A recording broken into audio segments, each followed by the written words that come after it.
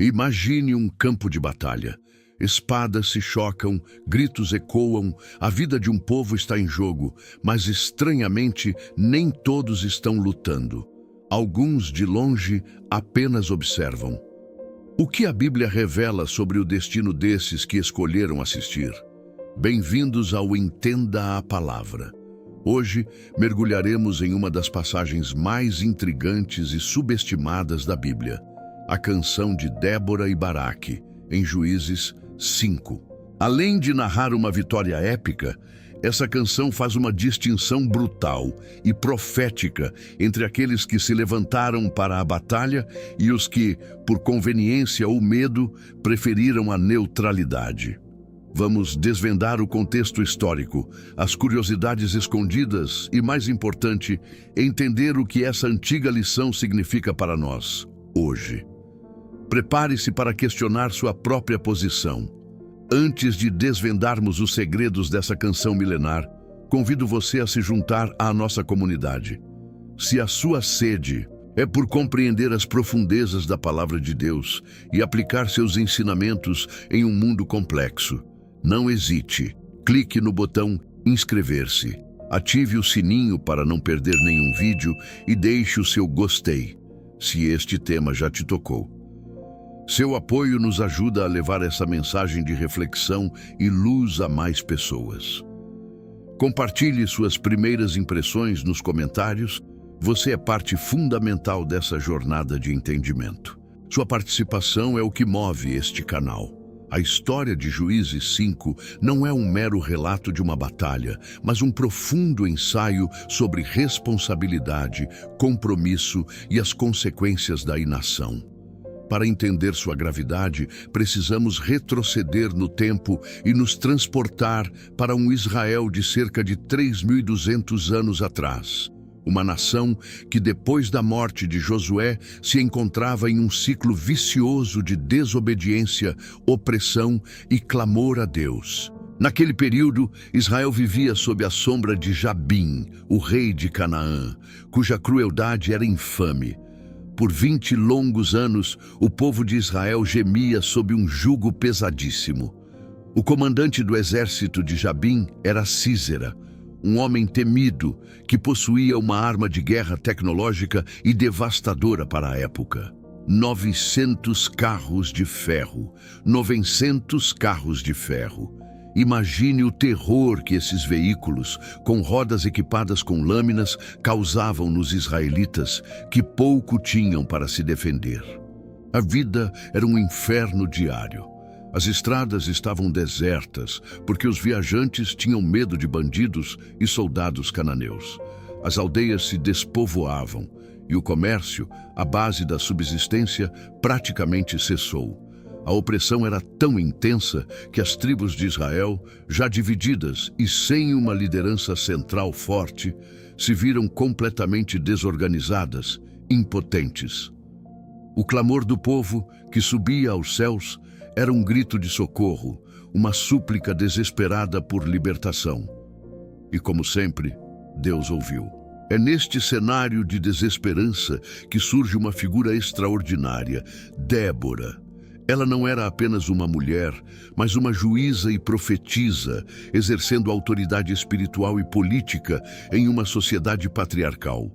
Débora julgava Israel sob uma palmeira, e as pessoas vinham a ela para resolver disputas e buscar a palavra do Senhor.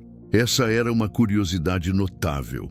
Débora é uma das poucas mulheres na Bíblia a ter um papel de liderança política e religiosa tão proeminente, algo extremamente raro para sua época.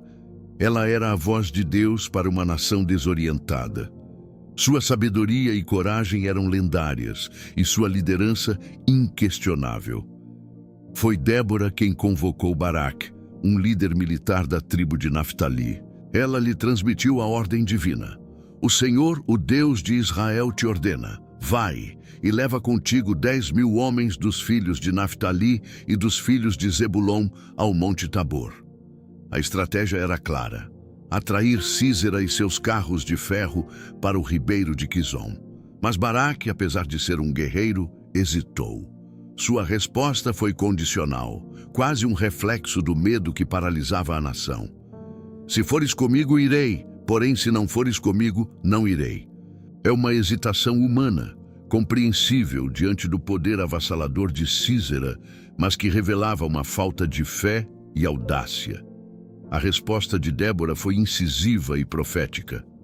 Certamente irei contigo, porém não será tua a honra da jornada que empreendes, pois o Senhor entregará Sísera nas mãos de uma mulher. Essa declaração não era uma repreensão, mas um prenúncio. Ela antecipava que a glória da vitória não seria acreditada a um homem em uma posição de liderança militar, mas a uma mulher que faria o que fosse preciso. A convocação, então, foi estendida às tribos. O chamado à batalha era inadiável.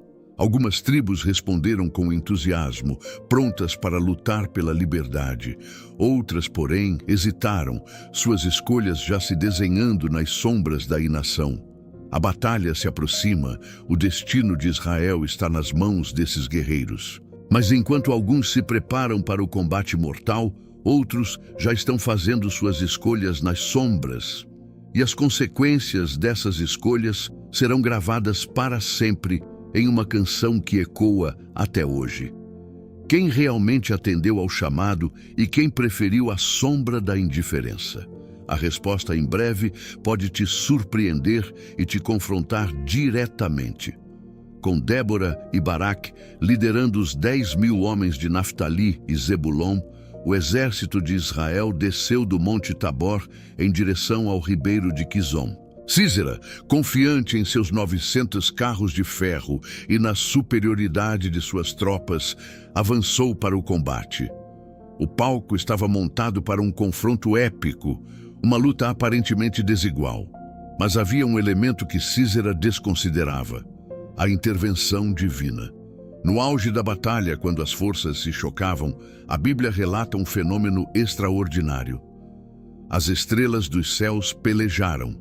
Desde os seus cursos, pelejaram contra Sísera. O ribeiro de Quizon os arrastou. O que isso significa? A interpretação mais aceita é que uma chuva torrencial, enviada por Deus, transformou o ribeiro de Quizon em uma enxurrada violenta. A terra encharcada e o rio transbordante tornaram os carros de ferro de Sísera inúteis. Eles atolaram na lama, seus condutores perderam o controle e muitos foram arrastados pela correnteza. O que era a maior força cananeia se tornou sua maior fraqueza. O caos se instalou entre as forças inimigas.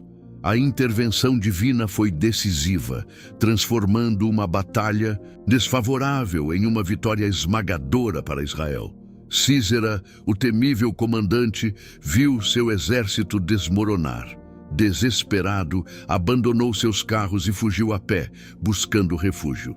Ele correu para a tenda de Jael, uma mulher quenita, esposa de Éber. Éber, embora quenita, mantinha um acordo de paz com o rei Jabim. Então, Sísera esperava segurança. Jael o recebeu, ofereceu-lhe leite para beber e o cobriu com uma manta enquanto ele dormia, exausto. O plot twist, a surpresa que cumpria a profecia de Débora, estava prestes a acontecer. Enquanto Sísera dormia profundamente, Jael pegou uma estaca de tenda e um martelo. Com uma audácia e coragem que contrastavam com a hesitação de Baraque, ela cravou a estaca na têmpora de Sísera, matando-o. O opressor de Israel, o comandante dos carros de ferro, foi derrotado por uma mulher. A glória da vitória, de fato, não seria de Baraque. Após a vitória, Débora e Baraque entoaram uma canção, o capítulo 5 de Juízes. Essa canção não é apenas um poema épico e um registro histórico espiritual. É uma das mais antigas composições poéticas da Bíblia, revelando muito sobre a cultura e a teologia da época. Ela celebra a libertação, exalta a Deus e honra aqueles que se levantaram para lutar. A canção louva as tribos que responderam ao chamado: Efraim, Benjamim, Maquir, que representa Manassés, Zebulon, Issacar e Naftali. Esses foram os que desceram a planície para o combate, arriscaram suas vidas e se deram integralmente pela causa de Israel. Eles foram elogiados por seu compromisso, por sua coragem. Mas a canção não para por aí. Ela começa a apontar o dedo não apenas para os inimigos, mas para dentro, para aqueles que deveriam ter estado na linha de frente, mas escolheram outro caminho. Ela revela nomes de tribos que, mesmo sendo parte de Israel, não se apresentaram. Mas a inação delas não é apenas uma nota de rodapé. É um elemento central que carrega uma condenação explícita. Quem são esses observadores? E qual foi o juízo imposto a eles? Prepare-se para uma revelação que te fará refletir sobre o verdadeiro custo da neutralidade. A canção de Débora e Baraque, depois de louvar os valorosos, volta seu olhar para aqueles que se omitiram. E a primeira condenação, chocante em sua intensidade, é dirigida a Meroz. Amaldiçoai a Meroz, disse o anjo do Senhor. Amaldiçoai fortemente aos seus moradores, porque não vieram em socorro do Senhor contra os poderosos. Essa é uma maldição pesada, pronunciada pelo próprio anjo do Senhor, contra uma cidade ou vilarejo. O mistério em torno de Meroz é intrigante, pois sua localização exata é incerta. Não é uma tribo, mas uma localidade, provavelmente próxima o suficiente do campo de batalha para ter percebido o chamado e a necessidade, mas que se recusou a agir. A implicação é clara. Meroz estava em uma posição de poder ajudar, de se levantar, mas escolheu a inação. Não se opuseram a Israel, mas também não os ajudaram. Sua escolha foi a neutralidade em um momento crítico, e essa neutralidade foi interpretada como traição, como abandono do propósito divino. A maldição sobre Meroz ressalta que, em certas batalhas, a ausência é tão prejudicial quanto a oposição direta. A indiferença pode ser tão destrutiva quanto a hostilidade. E Meroz não estava sozinho em sua omissão. A canção também revela as escolhas de outras tribos, de forma menos dramática que a maldição, mas com uma clara nota de desaprovação. O texto de Juízes 5, versículos 15 a 17, faz um contraste direto entre os que agiram e os que se abstiveram. Primeiro, a canção questiona Ruben. Entre os ribeiros de Ruben, houve grandes resoluções de coração.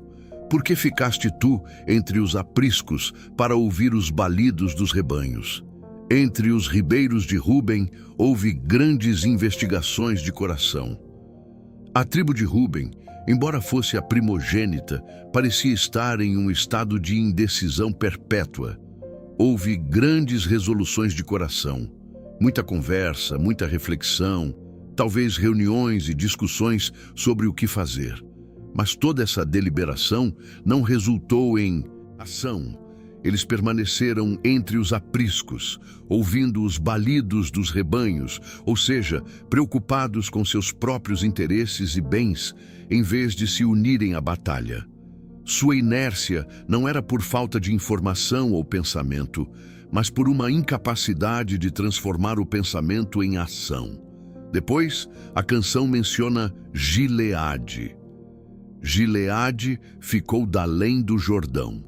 Gileade era uma região associada às tribos de Gade e parte de Manassés.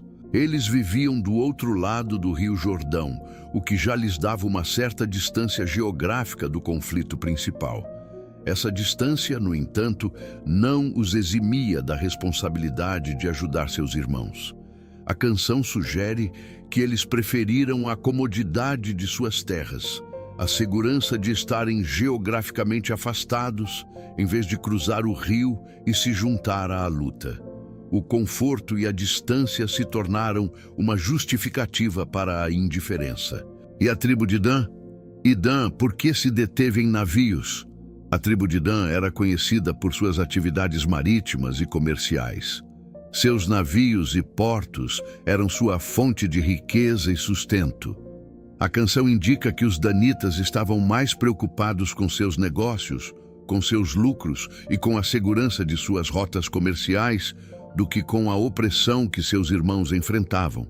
A prosperidade material se sobrepôs à solidariedade tribal e ao chamado divino. Por fim, Azer. Azer se assentou à beira do mar e permaneceu em seus portos. Assim como Dan, Azer estava envolvido em atividades costeiras. Eles tinham seus portos, seus estabelecimentos à beira-mar, sua vida de conforto e rotina. A canção sugere que Azer também priorizou seu próprio bem-estar e segurança, recusando-se a sair de sua zona de conforto para combater. A beira do mar, que deveria ser um ponto de conexão e comércio, tornou-se um refúgio para a indiferença. A canção de Débora e Baraque não apenas registra os atos heróicos, mas também expõe impiedosamente as falhas. Ela nos ensina que a indiferença e a neutralidade têm um preço, não apenas para quem se omite, mas para toda a coletividade. Essas tribos e cidades, com suas justificativas racionais para a inação, a preocupação com os rebanhos, a distância geográfica, os interesses comerciais, foram julgadas pela história e pela canção divina. O perigo da indiferença, portanto, não é apenas um conselho ético, mas uma severa advertência sobre as consequências espirituais e comunitárias de se cruzar os braços quando o chamado à ação é claro. É um lembrete de que a passividade pode ser tão condenável quanto a oposição direta, especialmente quando o socorro do Senhor é invocado.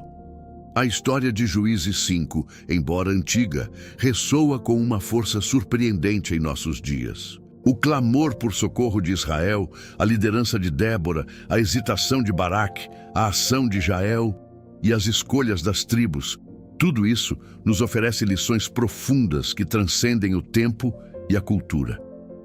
O que significa vir em socorro do Senhor hoje, em um mundo tão complexo e muitas vezes apático?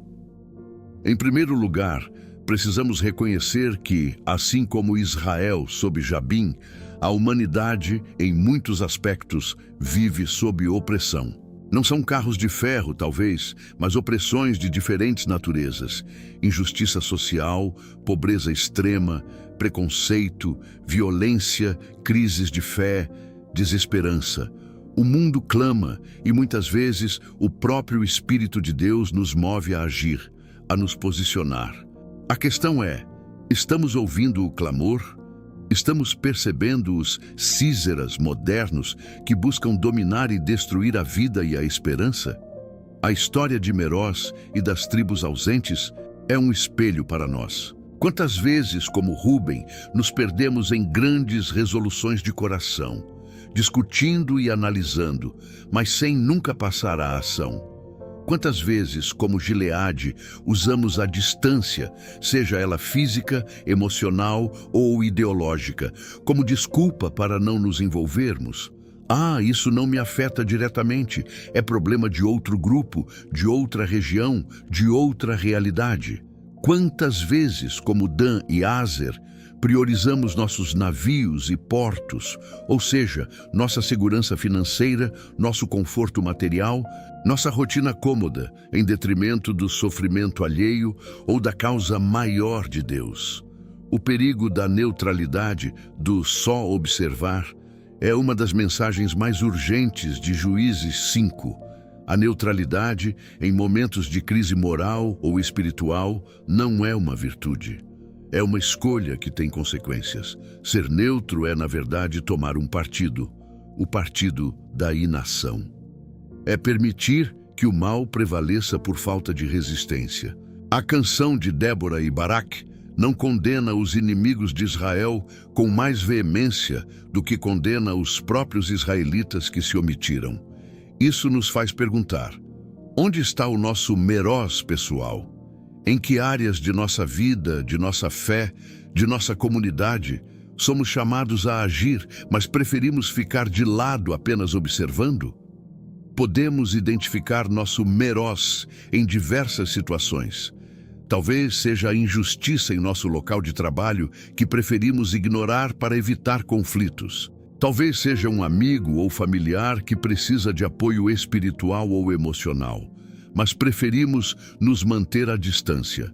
Talvez seja uma causa social que Deus coloca em nosso coração, mas consideramos complexa demais ou não é da minha conta. Talvez seja a própria evangelização, o testemunho da nossa fé que deixamos para outros, enquanto nos ocupamos com nossos próprios rebanhos e portos. O chamado à ação de Débora é atemporal. Significa não apenas lutar contra o mal, mas também promover o bem. Significa se levantar pela justiça, pela verdade, pela compaixão. Significa usar nossos dons, nosso tempo, nossos recursos para o propósito de Deus no mundo.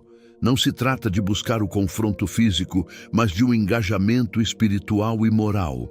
É testemunhar nossa fé, viver nossos valores, defender os oprimidos, consolar os aflitos, ser luz onde há escuridão. Pense na recompensa do engajamento.